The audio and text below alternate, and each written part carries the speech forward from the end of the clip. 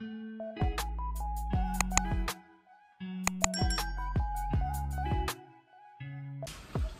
is Alpha, and I'm the Papa. Welcome to our channel! Good morning, good afternoon, good evening mga paps all over the world. Kamusta na kayo? So, eto na naman si Papa.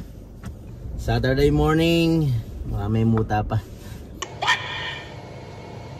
Saturday morning, tayo pupunta sa ating punta tayo sa dealer para sa preventive maintenance nitong si Rabi. So ayan, tingnan niyo yung weather mga paps, at napakalamig pa rin. Snowing pa rin. Eto, tingnan niyo. Ayan mga paps, snowing pa rin. So tayo alis na. Malamig. Punta tayo sa dealer mga paps. Ayan, makita niyo yung mga sasakyan namumuti at ang dudumi. Ayan, bumabagsak na naman ng snow. Akala ko yung snow last sa Monday mga paps, yun na yun.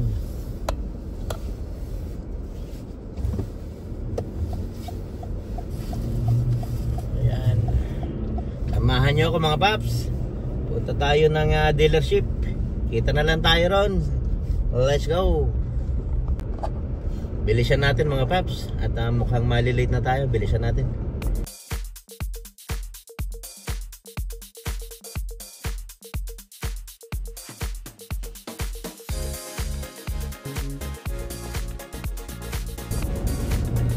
Ito mga paps, yung karsada na to, yung nakita nyo sa previous video ko, yung sa episode 149. So puting puti ito dati, at hindi kami makatakbo ng 40 to 60 km per hour that time. So ngayon nakakatakbo tayo hanggang 60 or more than that, but the speed is like 60 km per hour only. So yung ating dealer na pupuntahan mga paps is like 15 minutes drive from dito sa place ko. Hindi tinanghali ng gising si Papa. Napuyat sa kaya YouTube.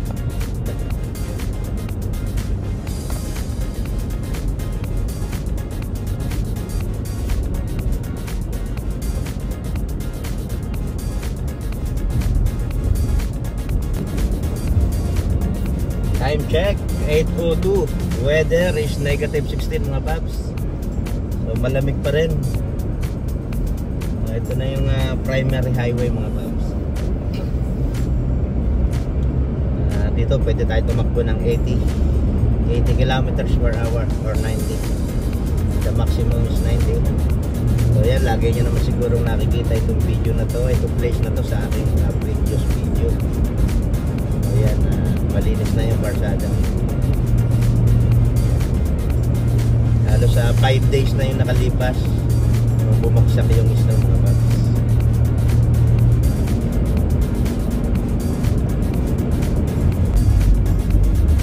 Ayan mga paps, makikita nito si Papa kapag bagong gising mga paps. Ayan, wala pang ligo.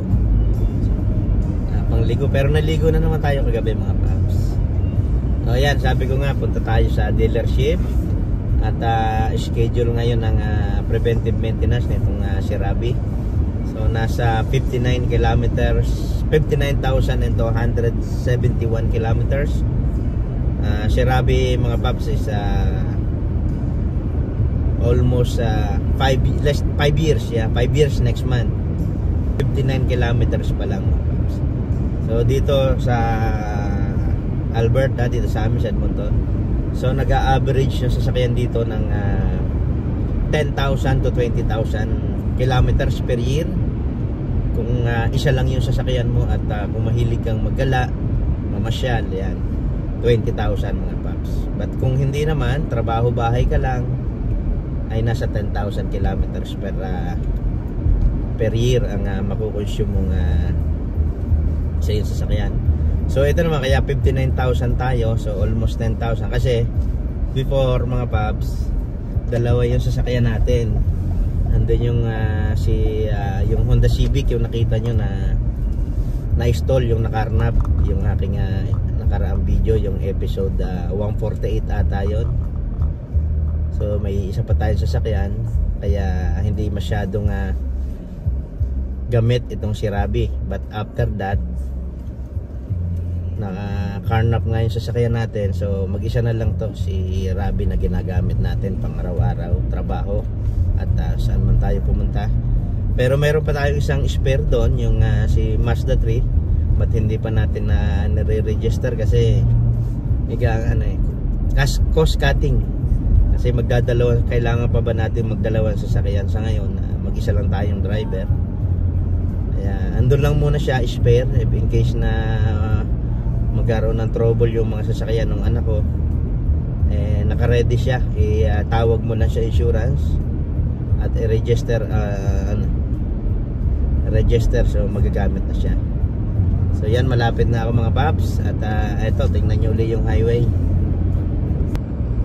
Ayan yung highway na dinadaanan natin palagi papunta ng workplace natin. Maganda, malinis.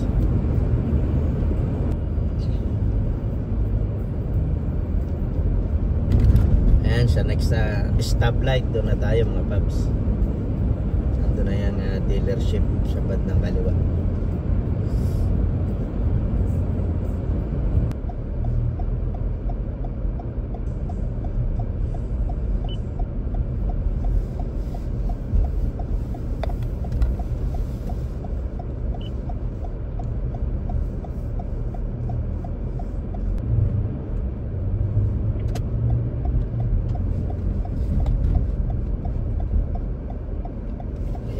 At dito na tayo sa Toyota on the trail. Ayan, dito tayo magpapaservice. Ayun, may nauna na sa atin. So, puporma na tayo kasi pagbukas ng pinto ay pasok na tayo mga paps. 8:15, so 8:10, so may 5 minutes pa tayo. Ayan, dito tayo. Hintayin natin magbukas itong pinto. Ayun, kung saan naman siyang bubukas hindi ko nabasa, automatic door. Pero may nauna, hintayin natin siyang makalis. May nauna sa atin.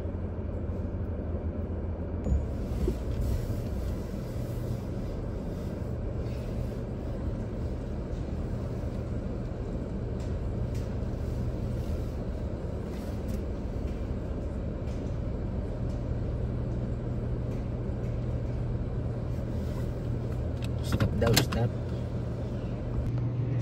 So yun nga mga paps, natapos na natin ang ating paperwork. So dito tayo. Ayan mga paps, ayan yung mga available car ngayon. Ayan, dito sa dealership. Like the last time I came here, there's no available car. Ayan ang mga kotse rito. Mamaya puntahan natin. So ayun na nga. At ayun na pala. Ayun na nga yung sasakyan. Ayan mga paps, at ako'y nagpahatid muna sa bahay dito sa shuttle ng Toyota. So bali pipick upin na lang nila ako after ng matapos. Almost 2 hours daw ba ang service. So at ayan na nga mga paps, nandito na ako sa bahay at tayo baba na, nag-i-snow pa. So ayan mga paps, ang taas ng snow. Ayan, hinatid niya ako mga paps ngayon. After 2 hours na matapos yung sasakyan natin mga paps, ay pipick upin ulit tayo.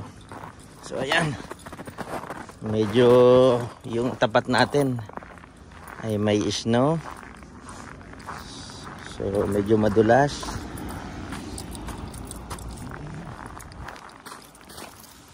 Try natin i-shovel natin mamaya. Hindi na, nag-i-snow na So ayan mga paps, nandito na tayo sa bahay.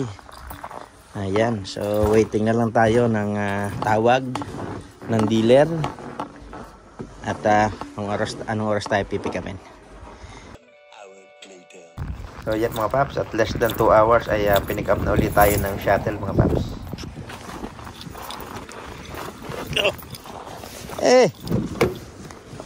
I'm the only passenger today. Ouch. Okay. Thank you. A few moments later. Waiting again for the passenger. Ayan mga paps, so pick upin natin yung ating sasakyan sa loob. Ayan, punta na tayo sa cashier. At syempre magbabayad tayo. Walaan nyo kung magkano. Walang tao. So ayan mga paps, at nakabayad na tayo. At puntahan na natin si Rabi. Tara. So ayan nga mga paps, ito ang ating binayaran, $421 para sa ating pa-service dito kay Rabi. Ayan. So ayan mga paps, bali change oil, yearly preventive maintenance, brake and transmission fluid flushing mga paps. Yan yung service na ginawa nila, kasama na yung mga kung ano pang services na kailangan sa ating sasakyan. So ganito talaga pag may sasakyan mga paps, may gastos. At yan, thank you very much for watching, and I love you all. Bye bye, see you in the next video.